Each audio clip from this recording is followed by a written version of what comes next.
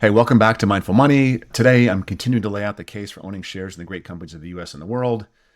If you're just tuning in for the first time, I would encourage you to go back and listen to some of the prior episodes that lead into today. This is where we've been so far. 4 weeks ago, we determined two things. First, that wealth is created by owning great businesses. And second, that the reason most people decide to not own them or own less of them is, or we summarize it as, the gathering darkness. 3 weeks ago, we talked about how the words we choose to describe the ownership of great businesses can affect our commitment to owning them. 2 weeks ago, we discussed how important it is for investors to have an adult memory and actively cultivate their knowledge of history to sort of see how progress is always happening behind the darkness. And last week, I laid out the first, my favorite, unique characteristic of rational profit-seeking businesses, which is their absolute refusal to lose money for any longer than necessary. This week, I wanted to complete the story by expressing the second of the two great reasons for owning equities or the great companies of the United States and the world: innovation. Second only to love. Human ingenuity and its expression through innovation is the greatest force on earth. The exponential growth of human knowledge shows up powerfully in the growth of the great companies of the US and the world. These two complementary ideas, innovation on one hand and capital protection on the other, form the foundation of my preference for equities over any other investment. Nothing else combines both passivity and return in quite the same magical way. So let's talk about innovation. My daughter, Annie, has an iPhone 11. It works beautifully, though there are minor grumblings that there's not enough storage for her photos and videos. It's so 2019. So for our stories today, we have to imagine a different young woman, one with far better parents who keep her in the latest technology. She's in high school. She's getting off the bus to start her day. It's a completely normal Tuesday. For her birthday a month ago, her parents purchased the latest and greatest, the iPhone 15. This device, phone, camera, video camera, calendar, video game console, weather station, alarm clock, television, music player, music catalog, biometric scanner, watch, GPS, library, flashlight, shopping device. I think you probably get the picture. This device, in a teenage girl's backpack, commands more computing power than existed in all the IBM mainframes on the planet the year I was born, 1971. I think I need to repeat that because you can't miss this one. One small handheld device operated by a teenager in 2023 has more computing power than a computer the size of a city block operated by multiple PhD level technicians in 1971.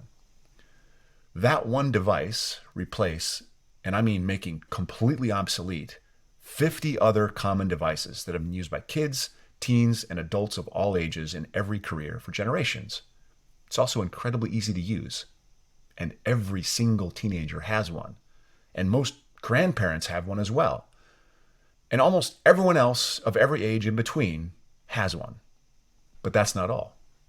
Anyone using this small handheld device can look up all the public information in the world on any subject for no cost. The information accessible in seconds with this device would have been impossible to access when I was born without months of effort. Multiple librarians, armies of bibliography cross-referencing academics, and the ability to travel around the world to locate rare written materials. Now it's available at any time, from anywhere, to anyone with a small handheld device. But that also is not all. As we mentioned, all the information on nuclear physics, industrial biochemistry, history, any period, any location, and even all the information you might want to find on giraffes or penguins or how to remodel your bathroom is available on this device. However, some of the information you find will be in another language. Not to worry. The phone will translate it for you. It's not merely that we were unprepared for this or that it was unpredictable. It is that we could not have conceived the possibility of such a device. Any mention of such a device in, say, 1970 or the year I was born, 1971, would have been laughed off as impossible science fiction. The idea of the modern smartphone was utterly and completely ridiculous in 1970. It was conceived, innovated, developed, iterated, and delivered by a great company. Every single one of us enjoys the benefits of this technology. The financial benefits, however, accrue to that company's shareholders. We are shareholders. You actually don't have to go back much further to find time periods without telephones, radios, TVs, airplanes, cars, electricity, indoor plumbing. My dad, when he was growing up, in the houses he and his family lived in as a kid, didn't have electricity or indoor plumbing. Each of these technologies were pressed by the great companies of the US and the world, and these companies were and are great long-term investments. What's more, the inconceivable progress never stops. I mean, many people say, well, we can't see it. It's not happening now. That was all stuff that happened 20 years ago. Since the turn of the century, there have been so many incredible discoveries and inventions, it's hard to know which will have the greatest long-term effect on the individual or collective lives. We already mentioned smartphones. Perhaps the most ubiquitous innovation today is the electric vehicle. I purchased my first Tesla in 2016, but before that, I owned a couple hybrids, a Honda Insight and a Toyota Prius. Today, every automotive brand is developing their own EV platform, and many have committed to stopping the production of their internal combustion engines altogether. And there are companies working on EV trucks and ships and planes. Talk about changing the dynamics of both transportation and energy usage around the world. 3D printing started out with printing these small physical objects, toys, like out of plastic resin from digital designs. It's now scaled to enable printing affordable housing units and has been fine-tuned to print human organs. Capsule endoscopy reduces the need for traditional invasive endoscopic procedures. The pill cam is transforming gastroenterology and making ordinarily horrible medical procedures more bearable. As a 52-year-old, this might be my favorite. Crypto is still a bit of a solution searching for a problem, but the underlying technology, the blockchain, is already changing the world. The blockchain's method of recording data in a decentralized, tamper-resistant ledger is changing how we think about digital transparency and security, and it's improving the product validation in supply chain management. Streaming audio and video services are changing how we consume music and movies. Netflix and the like are changing product distribution for the entire entertainment industry. Smart home appliances like Amazon's Echo and Google's Home enable both on-site voice-enabled control of your home environment and improve remote management of household systems like heating and lighting. The smart home's little brother, which is kind of the Internet of Things, improves decision-making across industries, makes our homes just a little bit more convenient. You may not have this fridge yet, but your next refrigerator is going to sense when you're running low on milk, and it will order it for you so you never run out. Quantum computing is exponentially faster and will enable humans to solve problems that have thus far been completely out of reach. We don't yet know where this is going to lead, but Star Trek just got a little bit closer. Combine this with some improved 3D printing technology, and like Captain Picard, you're going to be able to order Tigray Earl hot from a nearby replicator. Human genome mapping has opened the door to better understanding both our genetic traits and our health. Think personalized medicine, the careful removal of genetic birth defects, and maybe even enhanced humans, and all the ethical questions this will bring up.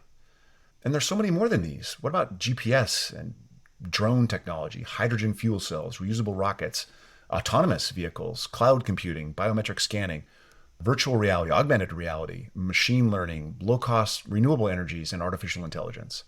The last 20 years has been filled with inconceivable progress, but we can't see it over the headlines of pandemics and elections and everything else. Most technology firms, universities, and consulting companies will tell you that innovation is accelerating. And how could it not? More brains, smarter brains, more connected brains, more diverse brains, all thinking and tackling problems together. Innovation doesn't have a choice but to accelerate. The year 2023 fully participated in this acceleration. One of my favorite annual lists came out in late 23, and if you get a chance, check out Time Magazine's list of the best inventions in 2023, and then in paren, so far. We can't know which of these are going to stand the test of time, which are going to lead to even greater innovation, or which will just appear on the stage and then disappear shortly thereafter, probably to be replaced by 10 new ideas. Progress on a scale that's been literally inconceivable is delivered on a regular basis by the great companies of the United States and the world. We can participate in the profits of these businesses by owning, as broadly as possible, so as not to miss anything, shares of global all-cap equity indices. Rational profit-seeking businesses will seek out, test, and utilize all new innovations at their disposal to create new products, expand into new markets, reduce prices to their customers. When an innovation proves valuable, that value will find its way to the bottom line of publicly traded companies. If it's really valuable, one of the companies in our global index will buy it outright and capture the lion's share of that value for their shareholders. In case you're not clear about this yet, we are the shareholders. Last week, we talked about the first of two great reasons for owning equities. They protect our capital. This week, we sort of completed the discussion by expressing the second of two great reasons for owning equities, human ingenuity as expressed in innovation. These two complementary ideas completely express my reasons for being a shareholder. I do not need to hold on tight to equities. I am not white-knuckling my equity ownership, and you don't need to either. I love owning shares of the great companies of the US and the world. I love that the companies produce all the things I need and want. I love that they come up with intriguing new products and services to fascinate and delight myself and all of my fellow humans. Finally, I love that it's so incredibly easy for us to participate in the profits they produce. Publicly traded equity ownership provides remarkably consistent long-term returns. Short-term is a crapshoot. No one has any idea. No one can predict. And it's perhaps the only true passive investment out there. If there was a single reason that I think I was put on this earth, it was to help you love equity ownership as well. I want to say thanks for listening. I'm going to be back again next week to talk about why I love owning the great companies of the US and the world, specifically for retirement income planning reasons. You may have been asked if you'd rather have growth or income. I'm here to tell you you're going to love growth of income. Thanks for joining us.